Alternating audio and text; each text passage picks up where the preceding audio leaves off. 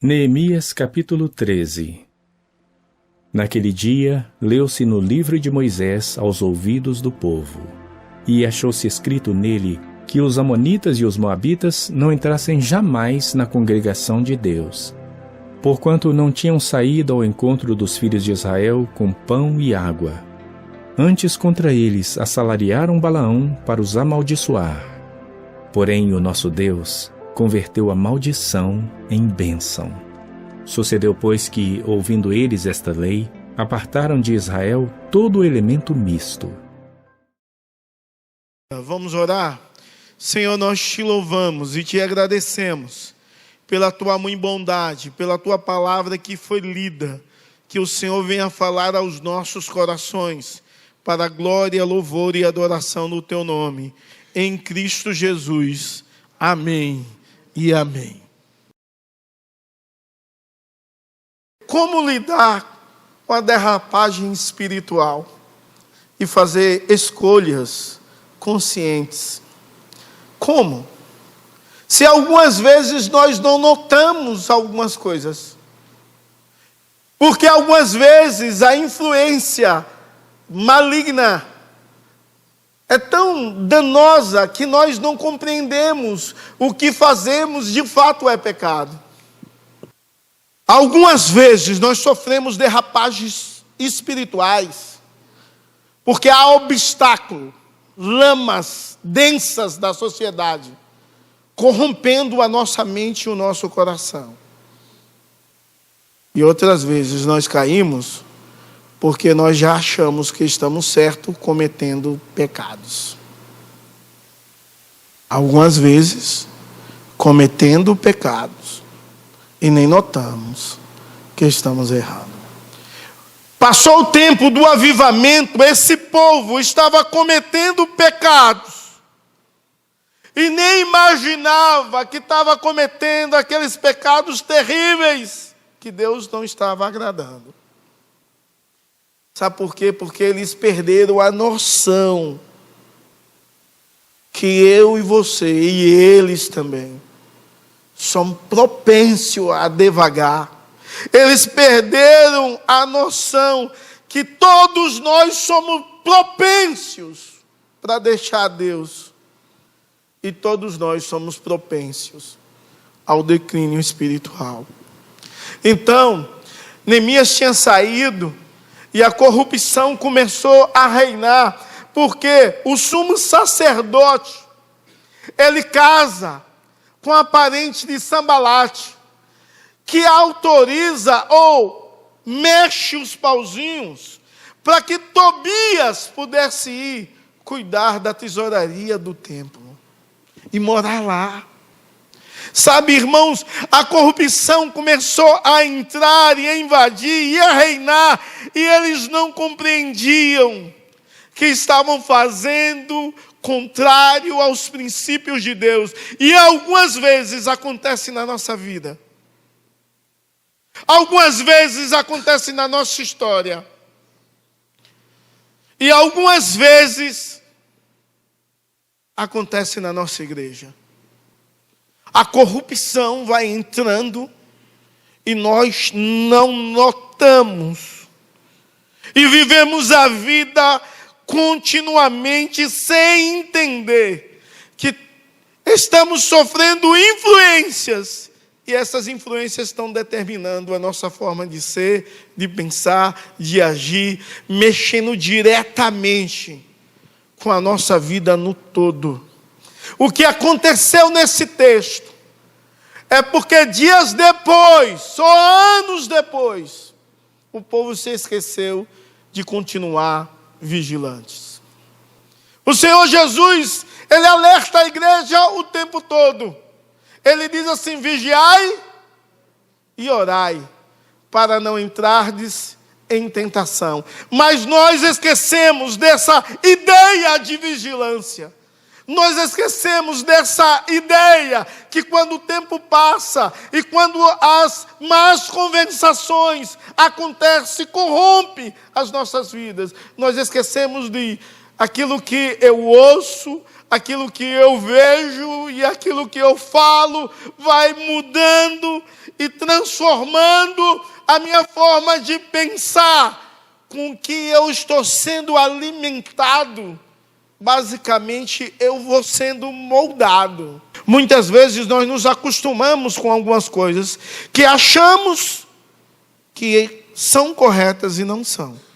São pecaminosas para a nossa vida. Então, eu quero ministrar ao meu e ao seu coração que o povo, quando leu a lei de Deus, porque a lei de Deus é que norteia as nossas vidas. A lei de Deus vai nos dar direção correta.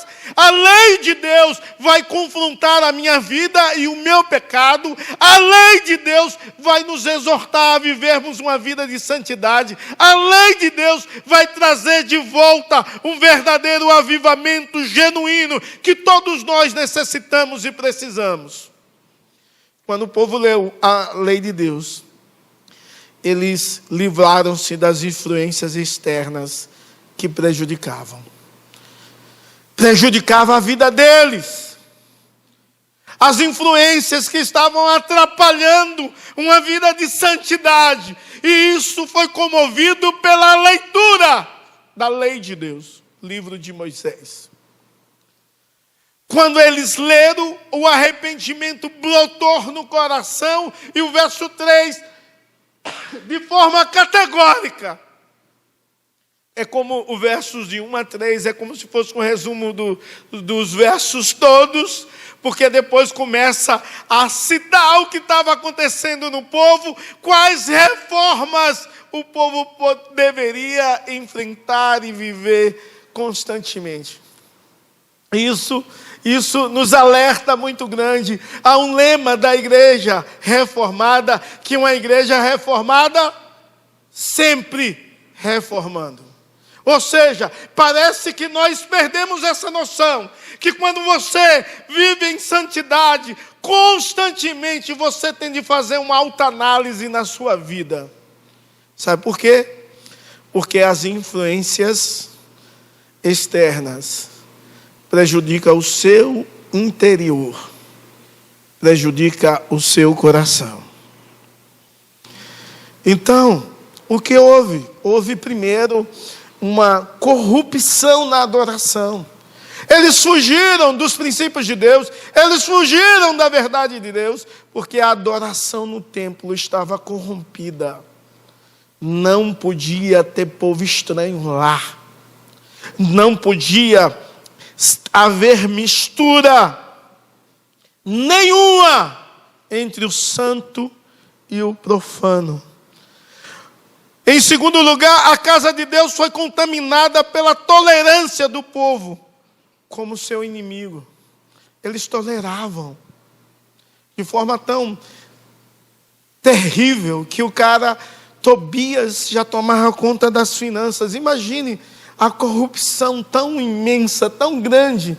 Um homem que era inimigo do povo de Deus e da causa do Senhor, agora mandava, chefiava as ofertas. Mas não só isso, eles se contaminaram, porque o dia do Senhor tinha sido esquecido. Havia um desejo de ter e ser tão muito parecido com os nossos dias, que eles queriam trabalhar todos os dias e não reservar mais um dia para a adoração a Deus. Não.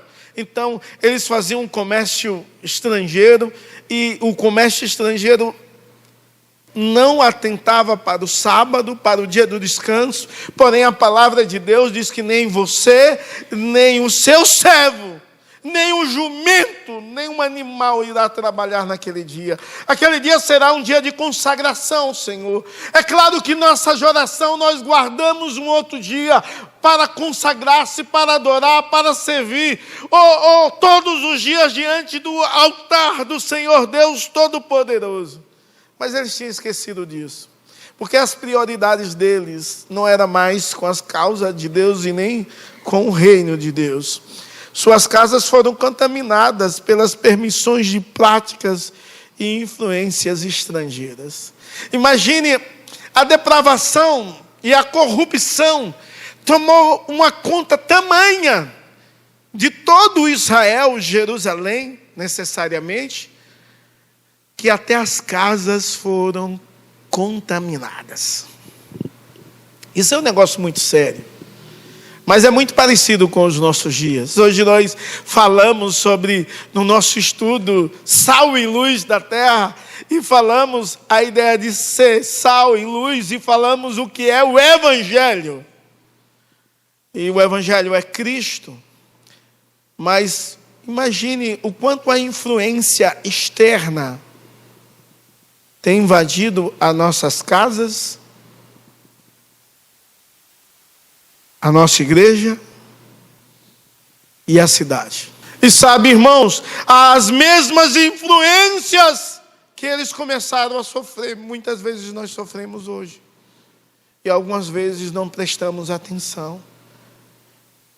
Precisa vir um Neemias para olhar e dizer: está errado, está errado, está errado, está errado, está errado. Quer ver uma influência? Secularização tem entrado na igreja de tal forma que nós, cada vez mais secularizados, não queremos mais servir a igreja. Porque pensamos em nós mesmos e nas coisas que existem no mundo e a pressão do mundo. Isso é mundanismo dentro da igreja. A secularização dominando, reinando.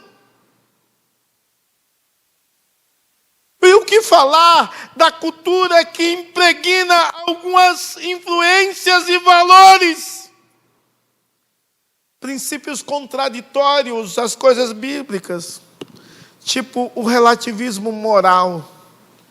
Todo mundo faz, é aquilo que deu na minha mente quando fui andar de moto sem carteira. Tem muitos anos isso, viu? A Bíblia diz: confesse e deixe. Eu já confessei há muito tempo e já deixei essa prática há muito tempo. Mas estou citando porque essa influência que aconteceu sobre a minha vida acontece sobre a sua vida em áreas diferentes. Talvez você não pense: eu vou andar de moto sem carta, porque talvez você nem sabe andar. E talvez você pense assim: na roça todo mundo anda, eu também vou andar. Mas você pensa sobre outras coisas.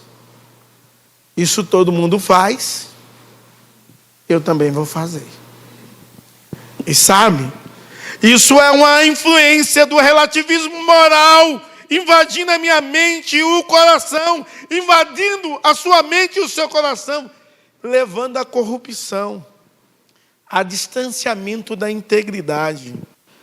E o que falar do individualismo tão forte na nossa geração? O que tem de prédios com um quarto, fora do comum. O individualismo marcante. Sabe a praga que o individualismo traz? Sabe por quê? Para que ter gente? Para que congregar? Para que participar de uma comunidade? É isso que o individualismo traz. Para que cultuar? Por que ir ao culto 3 vezes e algumas vezes 4 na semana? Precisa disso não, basta um dominguinho lá, eu vou, dou um oi para todo mundo, saio, não quero saber de ninguém, ninguém sabe da minha vida, nem do outro, e tá bom. Isso está matando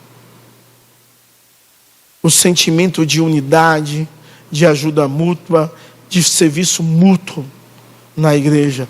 Está acabando com o princípio bíblico de Deus.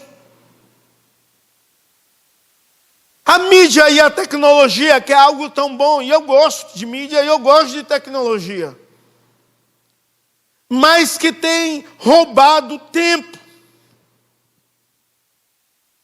tem tirado a paz das pessoas. E o consumismo religioso, o que existe a vida inteira. Que a pessoa quer vir no culto, sentar, receber e tchau. E ainda quer ouvir as canções que gosta, a pregação do jeito que gosta, porque eu dou o dízimo. Aqui não é associação não, velho. Que o cara tem um pedaço, não. E nem eu tenho, viu? Quem manda aqui é Deus. E é Deus que tem de direcionar o culto com mensagens segundo a vontade dele. Se você não ouviu, não serviu de nada para você, não foi para você, foi para o outro. E glorifique a Deus por outro. Se você ouviu canções, que seja boa no seu gosto ou não, entenda que a glória tem de ser de Deus, a honra tem de ser dele. Então, diante dessas coisas, fatores externos que influenciam a nossa vida, bem parecido com os fatores que influenciaram a vida deles lá. Requer do povo de Deus vigilância, requer do povo de Deus santidade, requer do povo de Deus ouvir mais pregação de santidade, de homens piedosos. Requer restaurar práticas que condizem com a palavra de Deus e com os princípios de Deus, para que as nossas vidas possam ser norteadas pelo Deus do impossível e pelas verdades de Deus, registrada na sua santa palavra. Sabe, irmãos, então nos surge uma pergunta: que vozes ou ideias permitimos entrar na nossa igreja? Mas eu posso mudar essa pergunta e dizer assim: que vozes e ideias permitimos entrar em nossas casas? Eu posso mudar ainda mais uma vez essa pergunta e dizer assim: que vozes e ideias permitimos entrar nas nossas vidas? Que vozes você tem escutado que tem influenciado você? Que vozes que você tem escutado que tem influenciado a sua família? Que vozes você tem escutado que tem influenciado o ministério do qual você faz parte? Que vozes e ideias você tem escutado que tem mudado a igreja da qual você vive? Surge na nossa mente uma outra pergunta: de que forma a sua influência pode estar a desviar-nos da missão de Deus? Essa influência que você sofre tem desviado do propósito de Deus, tem te desviado da verdade de Deus e tem desviado dos princípios de Deus, da missão de Deus para a sua vida. Você sabe qual é? A missão de Deus para você? Tem noção? Qual é a missão de Deus para a sua vida? E quais essas influências têm feito você desviar da missão que Deus te conferiu, te chamou? Nós sabemos que a missão geral da igreja é evangelizar, é discipular, é anunciar. Essa é a missão geral da igreja. Nós sabemos disso. Mas a missão individual, qual é a sua missão?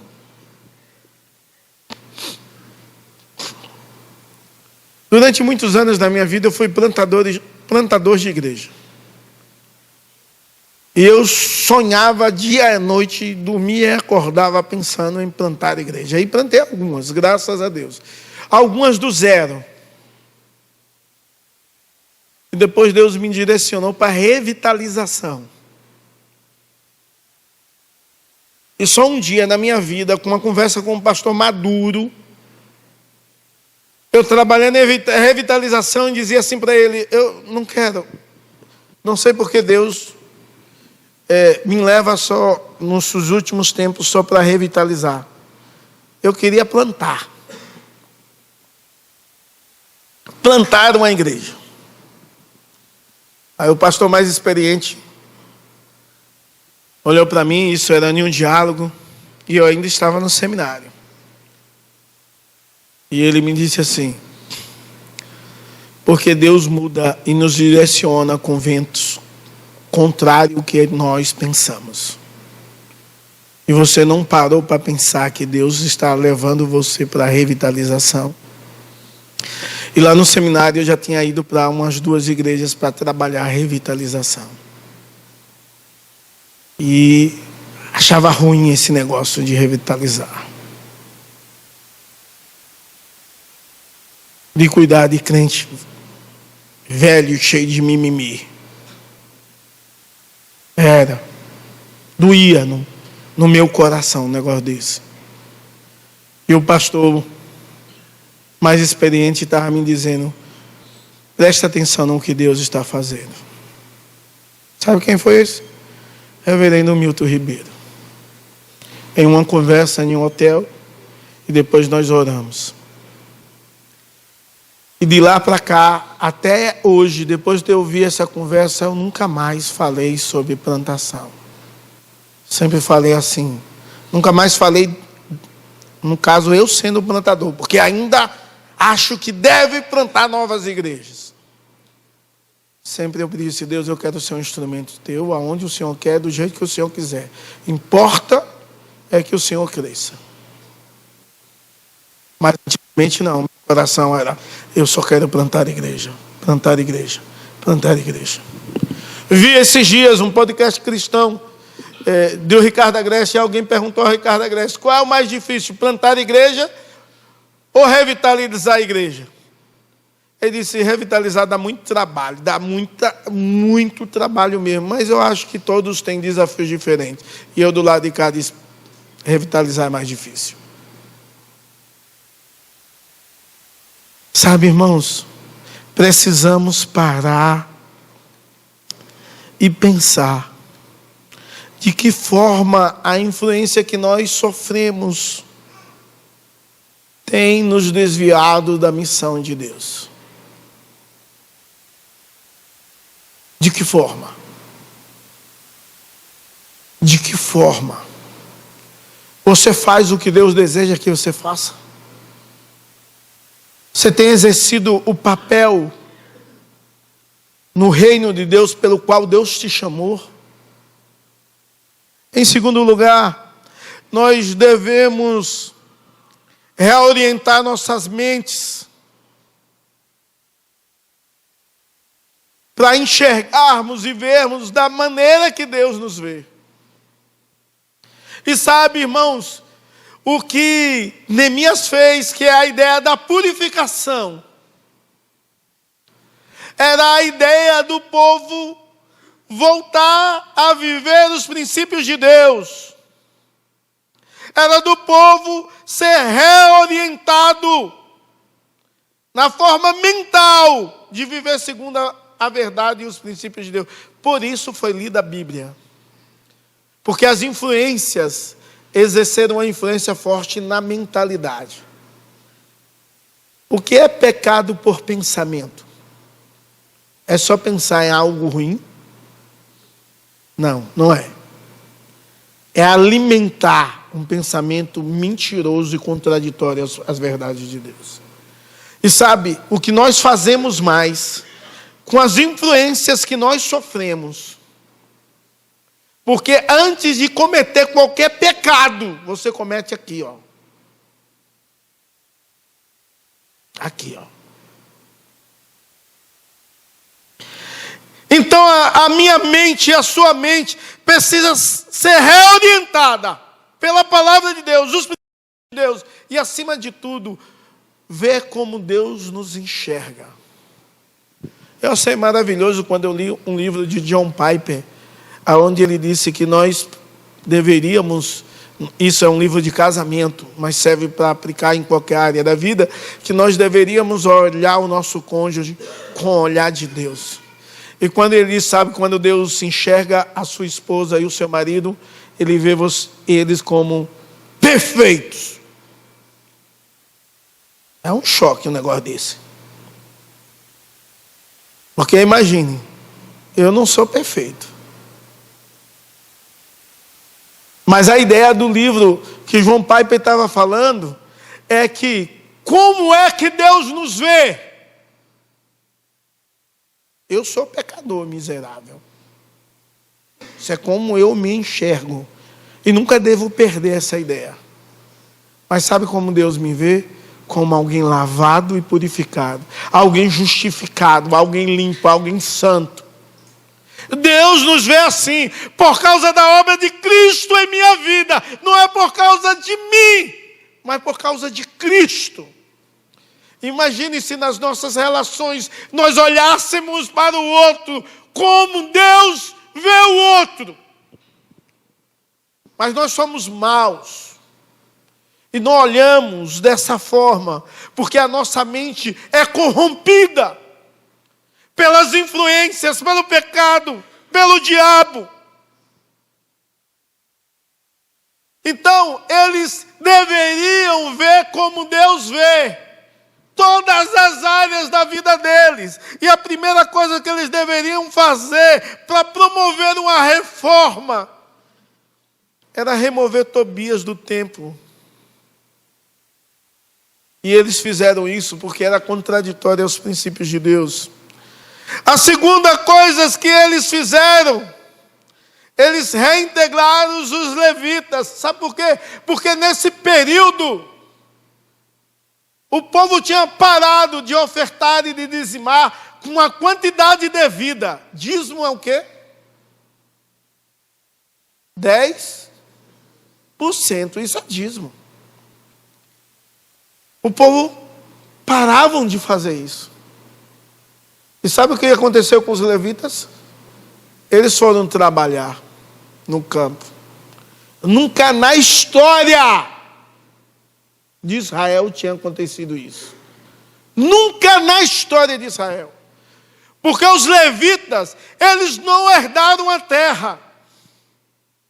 Porque eles deveriam se dedicar ao serviço do Senhor. E quando Neemias viu isso, disse: estão fora dos princípios de Deus, vamos retornar a viver para a glória de Deus, para o louvor de Deus, segundo a vontade de Deus. Neemias, ele cobrou que eles se separassem, ou seja, se santificassem, buscassem ao Senhor Deus Todo-Poderoso. Quando você lê os versos 11 ao 14, você vê que Neemias exigiu obediência aos princípios de Deus, à verdade de Deus revelada. Neemias chama o povo à pureza, segundo diz o verso 22, e depois os versos 25 e 30, Neemias lutou pelo caminho de Deus, e isso ele fez sozinho, mas não parou de lutar. Ele fez tudo isso porque entendia que o povo deveria ter mudanças radicais na vida deles. E essa mudança tinha de começar com a submissão à palavra de Deus e ao Espírito de Deus que se revelava na sua santa palavra. Como mudar as influências que existem na nossa mente e no nosso coração. Como mudar. Da mesma forma, uma volta à palavra, uma volta aos princípios de Deus, viver a verdade de Deus, uma submissão inteira ao Espírito Santo, em louvor e gratidão a Deus, um desejo de conhecer mais a palavra de Deus, a verdade de Deus, e viver a palavra de Deus e a verdade de Deus. Precisamos fazer isso. Precisamos orar por uma perspectiva divina, pedindo a Deus sabedoria, discernimento, para saber o que é dele e o que não é. Peça a Deus que revele a você a perspectiva dele sobre a sua vida. Tenha discernimento espiritual para enxergar como Deus vê as coisas, como Deus vê o mundo e como Deus vê você. Cultive um relacionamento pessoal com Deus. Rejeite a mentira do diabo. mentalize palavra de Deus, princípios bíblicos, em nome de Jesus e para a glória do Senhor, e submeta-se integralmente à ação poderosa do Espírito Santo.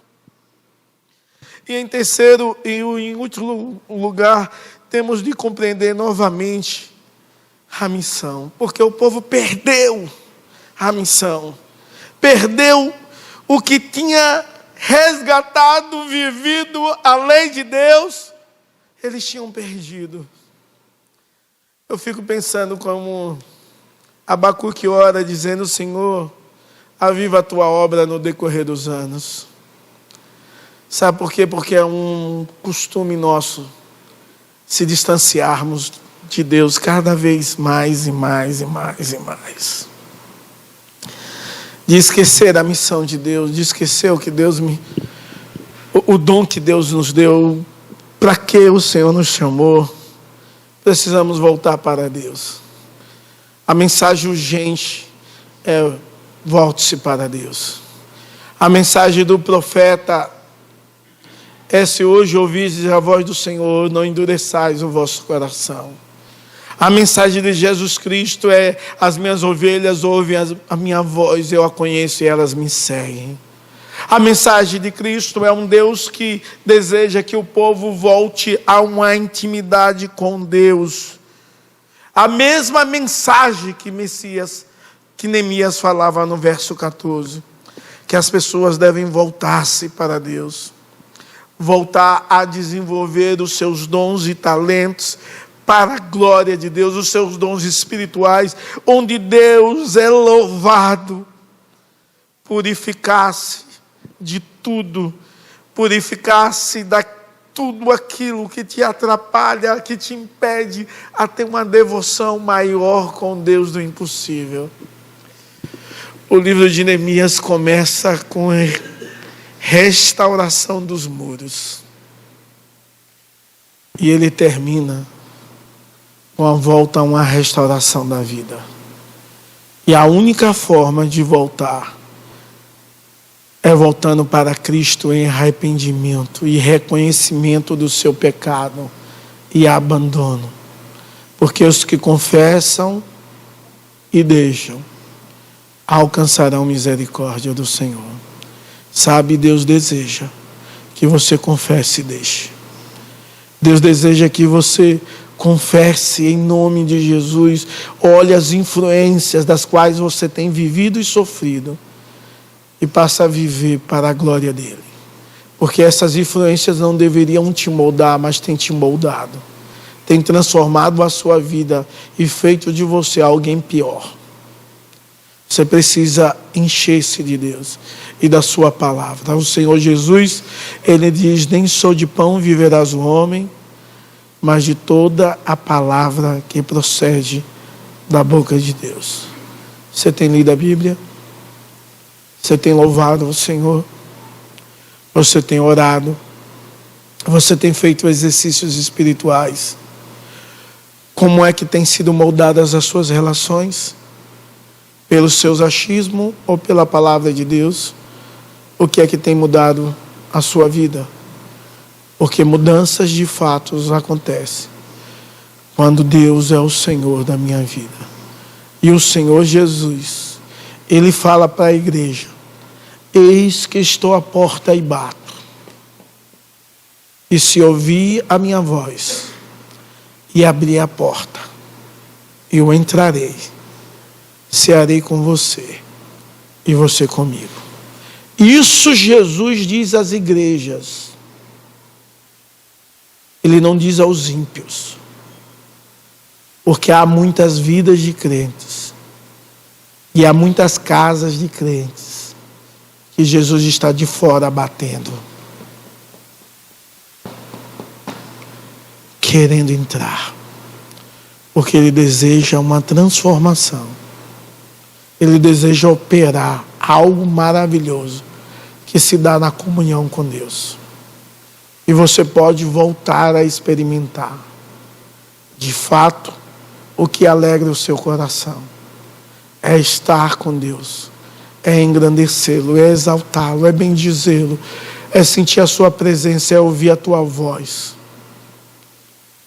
é se encher da tua verdade, da tua palavra, que direciona e que guia a nossa vida e a nossa história. Eis que estou à porta e bato, diz o Senhor. Você vai abrir a porta ou não? Parece uma ideia muito forte, da ideia que Deus não quer quebrar a porta e quer invadir, mas Ele fica falando para quebrar as mentiras do diabo, que tem moldado a sua mente a mentira, e entrar com a verdade. E a palavra dele está batendo, para que a verdade de Deus possa mais uma vez direcionar a sua história. Em nome de Jesus. Baixe sua cabeça. Converse com Deus.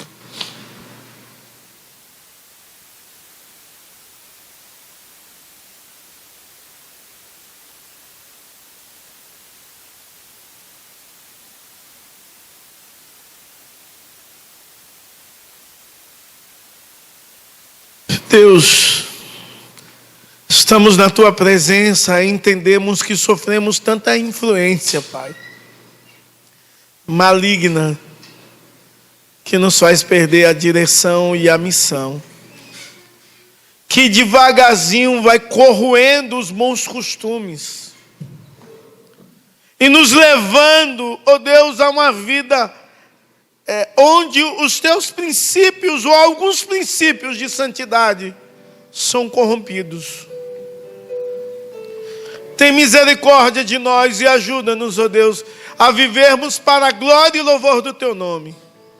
Que o Senhor Deus Todo-Poderoso venha visitar a nossa mente e o nosso coração. Que o Senhor bote desejo de te buscar. Que a tua verdade venha quebrar toda a mentira da influência do mundo sobre as nossas vidas. E que possamos, ó Deus, em nome de Jesus e para a glória do Senhor, vivermos e voltarmos, ó Deus, para a tua palavra e vivermos a tua palavra em nome de Jesus. Ó Deus, à disposição para alimentarmos as nossas mentes com a tua verdade. Mas acima de tudo, ó Deus, vivermos para a tua glória, cumprindo a tua missão. Deus, está aqui o teu povo, ó Deus, reunidos, ó Deus, que possamos ter a mesma posição daquele povo, que quando ouviram a palavra da tua lei, se arrependeram e deitaram fora tudo que os distanciavam de Deus. Faz de novo, ó Deus, entre nós, na nossa geração, para a glória e louvor do teu nome, em Cristo Jesus. Amém e amém.